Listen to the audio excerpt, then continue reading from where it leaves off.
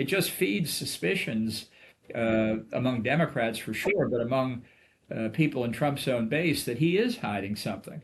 So if he's not, then it's certainly a self-inflicted wound. But it also, I think, points to incompetence at Justice and Attorney General Bondi in particular, and that's not going to be helpful to Trump either.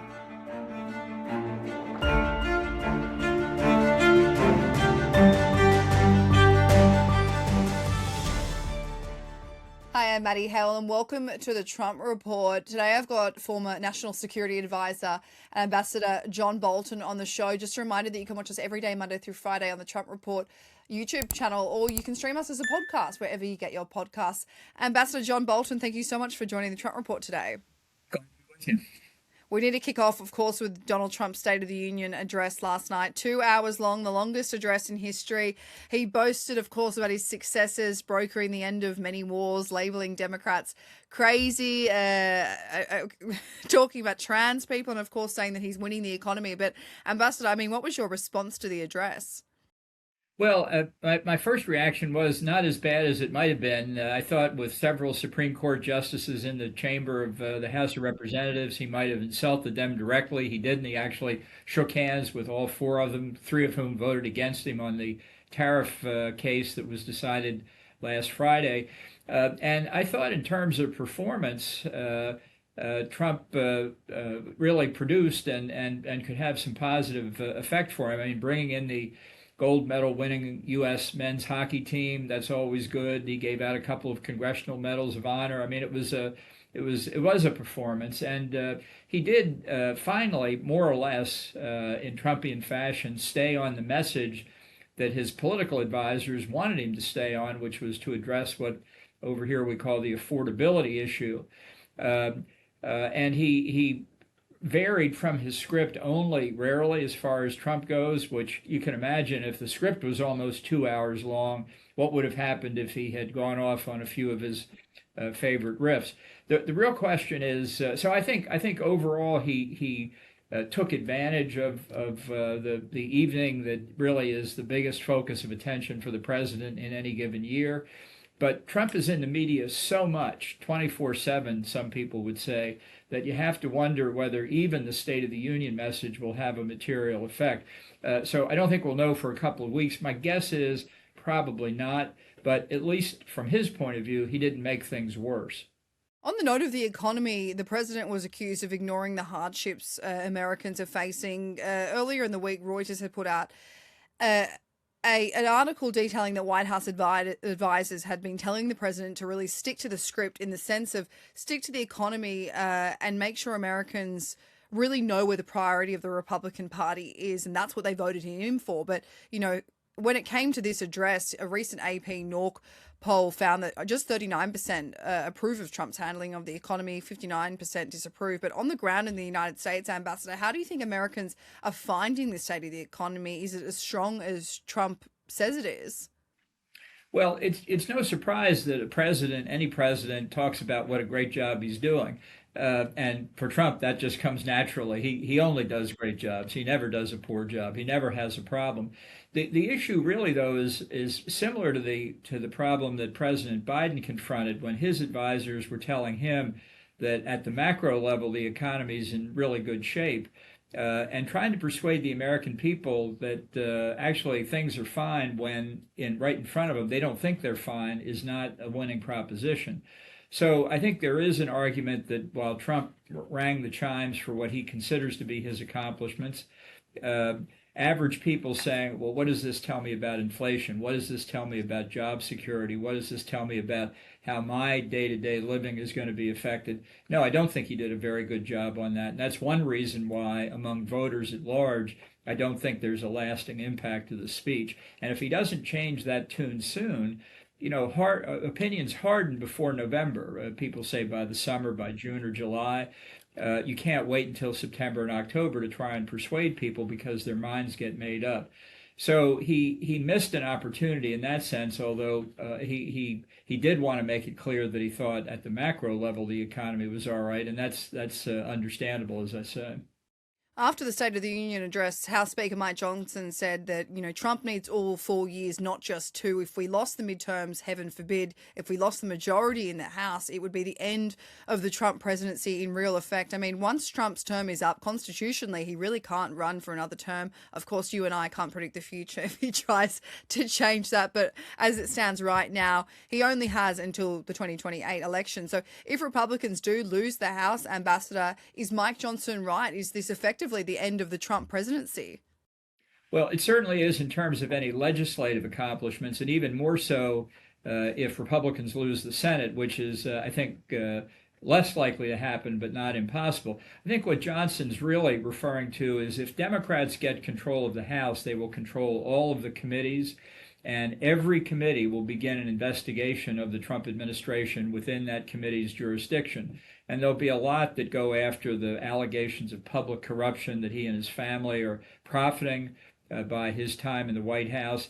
The Democrats will impeach him. There's no doubt about it. They just do it automatically. I'm not sure it works to their advantage, but if they use control of all these various committees to shine a spotlight on things they consider poor performance by Trump, inadequate answers in the first term, it'll just make Trump really doing anything that could have a lasting impact that much higher. It could, on the other hand, also drive him more toward foreign policy, where presidents constitutionally enjoy a lot more authority independent of Congress. That's been true in many administrations, even ones not as troubled as Trump. In the last 2 years of a president's second term, what's going overseas looks a lot more interesting than dealing with a Congress in the hands of the opposition party. Well, on the note of overseas, let's kind of get into global politics now. On the 4 year anniversary of Russia's invasion of Ukraine, the US abstained from voting on a resolution of lasting peace and a full ceasefire at the UN General Assembly. Now, the US's failure to vote put them in the same company as China, Saudi Arabia, Hungary, Iraq, Qatar, and more. So, Ambassador, make this make sense for me. How does the United States put themselves in a position where they're mediating peace talks, they're providing intelligence to Ukraine, they're putting on the pressure for Europe to pick up the bill on aid, but they fail to vote alongside Ukraine for lasting peace? Well, I think it was a big mistake on Trump's part, and it won't get much attention in the United States since very few people pay attention to the United Nations at all. Uh, and the excuse that they gave was that there was language in the resolution that was unhelpful to the effort to get peace. And they're referring specifically to language critical of Russia, which happens to be accurate. So, I mean, I've been in situations myself at the UN where somebody's trying to do something at the General Assembly or the Security Council that's unhelpful to other negotiations that may be going outside the UN context. So it's not an irrational concern to have, but in this case, a clear mistake for the U.S. not to support this resolution. Well, yeah, Marco Rubio, he said that we cannot support a resolution that does not reflect the realities of diplomacy. But in turn, is he saying that if they voted alongside Ukraine, that would essentially derail the negotiations that they've got going on? Because right now, it doesn't really seem like these negotiations are really going anywhere. And anytime I have a military analyst or a political analyst come on the show who's familiar with Putin and the way that Russia operates, will tell you that Putin's only agreed to involve Russia in these negotiations to buy them some more time. Well, I don't think any UN resolution would have any impact on Putin either. For the same reason, people don't care in the United States; they don't care in Russia either. It's kind of theater, but it's if you can't tell the truth about what your objectives are, it says something maybe wrong with your objectives. And look, the it's not inconsistent to say we want to try and find a satisfactory settlement to what's going on in Ukraine. At the same time, say Russia committed unjustifiable, unprovoked aggression. Personally, to me, I wouldn't be seeking a ceasefire now because I don't think that that's the right way to leave this in what could be a division of Ukraine on a nearly permanent basis once the ceasefire comes into effect. But it's just a mistake by the administration. I think Rubio probably realizes it. Who knows where the idea came from, but it was a bad idea.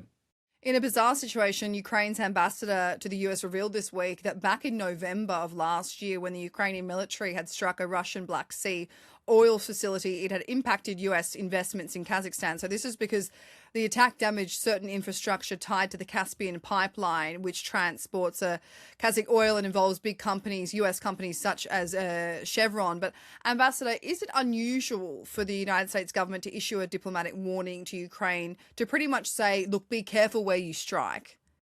Well, I think the issue of targeting in Russia does have a certain sensitivity for the U.S., although in most cases, what the Ukrainian military has done has been helpful to the United States, including, I guess it's over a year ago now, an incredible drone operation inside Russia, drones launched out of tractor trailer trucks that had gone deep into Russian territory, attacked and destroyed about a dozen Russian heavy bombers at their bases, and these are the kinds of bombers that are whose duty is to carry nuclear weapons to drop on the United States. So we should be very grateful to Ukraine for reducing Russia's capability there. I think it's the sort of thing you don't do in a direct way like that. I think common sense ought to prevail on both sides. But it's another example of just how misdirected the Trump administration is on Ukraine. I mean, occasionally your friends do something that you consider mistaken. Fine, you talk to them about it. But this was more in line with protecting Russian sensitivities, I think, than American sensitivities, and that's what I find inexplicable. But it's part of the basis of why Trump seems to be so much in Vladimir Putin's thrall. Well, you tweeted a few days ago, or maybe it was yesterday, about how it's both the Democrats and Republican administrations that have failed Ukraine. So first under Obama, then Trump, then under Biden, then back to Trump. So you wrote that America's performance on Ukraine over the last 12 years has been sad, sad, sad. How do you think yesterday's lack of US presence at the commemoration of the 4-year invasion in Kyiv and this lack of vote at the General Assembly continues this trend? Well, I think it just shows, in part, that Trump is again backing away from the whole Ukraine issue. That he can probably see that the odds of a successful ceasefire negotiation are dwindling, and you know the world to Trump is divided into two categories of people: winners and losers. He's always a winner. He's never a loser. He's not getting anywhere in trying to find a satisfactory settlement. This is not helping his campaign for the Nobel Peace Prize. So I thought for some time he's going to try and exit the diplomacy between Russia and Ukraine. The question is, and I don't think that would make much difference because I don't think the diplomacy is likely to succeed. But the real issue is if Trump does withdraw actively from diplomacy, does he at least continue the supply of U.S. intelligence and information to Ukraine, which is so helpful? Does he at least continue the sale of weapons and ammunition to European NATO members who then pass it on to Ukraine? That would be okay. That would allow Europe and Ukraine to continue to resist the Russian aggression successfully. But if he withdraws and says no more military intelligence, no more weapons and ammunition, no more military support at all, that's a real problem. We don't know the answer to that yet, and it's something to worry about. I want to get your thoughts on the Epstein files, Ambassador. We knew last week from journalist Roger Sollenberg, he reported that the DOJ had known that the FBI had interviewed a woman who accused Trump of sexual assault when she was a minor, and they considered her a credible accuser. But now the update is that NPR has conducted a review of the DOJ's Epstein files. The evidence log provided to attorneys for Ghislaine Maxwell includes 325 FBI witness records. However, 90 of those 325 do not appear on the DOJ's website. Among those missing is 3 FBI interviews related to the woman who did accuse Donald Trump of repeatedly abusing her from the age of 13. So here's what Democrat Robert Garcia said. He said, "We have a survivor that made serious allegations against the president, but there's a series of documents and it would appear to be possible interviews that the FBI conducted with the survivor that are actually missing that we don't have access to." Now, no one is saying, well, I'm certainly not saying that any of this has incriminated Donald Trump in any way, but why do you think the DOJ would not publish 90 of these files, 3 of which made serious allegations against the president? Well, it's part of the controversy over Epstein that keeps the whole issue alive. Trump has denied any impropriety. Nobody's actually, to my knowledge, found any evidence of actual misbehavior on his part. But time and time again, the Justice Department has failed really to do what Trump asked for in the campaign, what Attorney General Pam Bondi said she would do, which is open all the files up. Again and again and again, you find that even when they release 3 million pages of documents, there's still documents they're holding back about Trump. And I think many people in Trump's own political base say, all we want is transparency. That's what you promised in the campaign. Why won't you deliver? Why do you keep saying there's nothing there, that there's people should move on? Put the documents out and the people will decide whether there's anything there or not. So it just feeds suspicions among Democrats for sure, but among people in Trump's own base that he is hiding something. So if he's not, then it's certainly a self-inflicted wound. But it also, I think, points to incompetence at Justice and Attorney General Bondi in particular, and that's not going to be helpful to Trump either. Well, it doesn't really do anything for his case that he's done nothing wrong or wasn't involved in Epstein's criminal ring. No, that's right. That's what makes the whole thing so hard to understand. If in fact he hasn't done anything, get the stuff out there. It's not hard to figure out. And yet time and time again, the Justice Department fails to do that. And that simply reinforces, maybe it's a conspiracy theory, but it reinforces the view that he does have something to hide. Or if he doesn't personally have something to hide, there are others, close associates of his, business partners, who knows what, who do, and that he's covering up for them. None of this is helpful to Trump. Every day this scandal goes on, it's taking oxygen away from his effort to persuade people the economy is in great shape, and adding to the perception of many that in fact there's something there that he doesn't want to come out for his own personal reasons. I mean, Ambassador, what's the likelihood that this is just a coincidence, that these are the files that are missing? I find it hard to believe this coincidence can occur over and over again, and that's it leads to the question, well, who's in charge at the Justice Department? Who's in charge at the White House? Susie Wiles, the chief of staff, gave this extraordinarily revealing interview some months back about all the mistakes that other people had made, not including her. And she said that Attorney General Bondi had whiffed on the initial disclosure of the Epstein files. Well, it goes on day after day. What is Susie Wiles doing to protect the president? And get Bondi to do her job once and for all, and put this out of the public light by making full disclosure.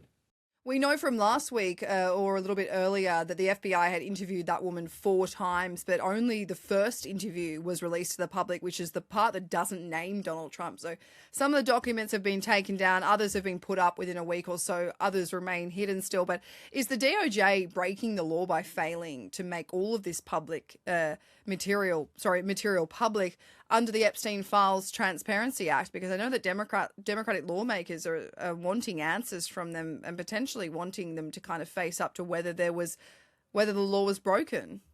Well, I think it was broken in a technical sense. They gave the Justice Department 30 days to get it all in public, and it's either 3 million pages or 6 million pages. I mean, the volume, whatever it is extraordinary. And mistakes can be made when you're dealing with that much information. And I'm sure mistakes were made here, but it's the direction of the mistakes that all seem to point in what some people see as a cover-up on behalf of Trump or people associated with him.